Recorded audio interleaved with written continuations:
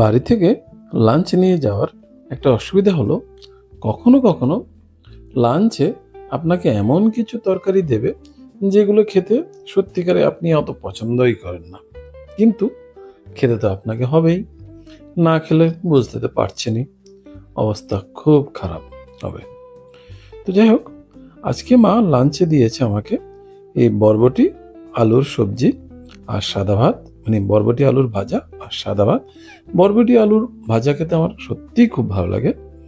আর সঙ্গে দিয়েছে এই ছোট ছোট আলুর করা দম, আলু দিয়ে করা এই দমটি ভালো বেশ। আর এই সবজি মানে লাউর সবজি, এটা ছিল লাউর সবজি। খেতে আমার খুব খারাপ লাগে, কিন্তু খেতে হয়, না খেলে খুব অসুবিধা।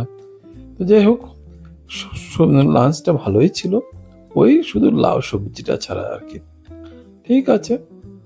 বাড়ি থেকে লাঞ্চ নিয়ে যাওয়ার একটা অসুবিধা হলো, কখনো কখনো লাঞ্চে আপনাকে এমন কিছু তরকারি দেবে যেগুলো খেতে সত্যিকারে আপনি অত পছন্দই করেন না, কিন্তু খেতে তো আপনাকে হবেই। না খেলে বুঝতে তো পারছেনই, অবস্থা খুব খারাপ হবে। তো যাই হোক, আজকে মা লাঞ্চে দিয়েছে আমাকে এই বরবটি আলুর সবজি আর সাদা ভাত, মানে বরবটি আলুর ভাজা আর সাদা ভাত। বরবটি আলুর ভাজা খেতে আমার সত্যিই খুব ভালো লাগে।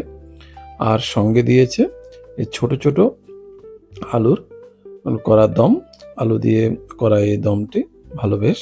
আর এই সবজি মানে লাউর সবজি, এটা ছিল লাউর সবজি। খেতে আমার খুব খারাপ লাগে, কিন্তু খেতে হয়, না খেলে খুব অসুবিধা।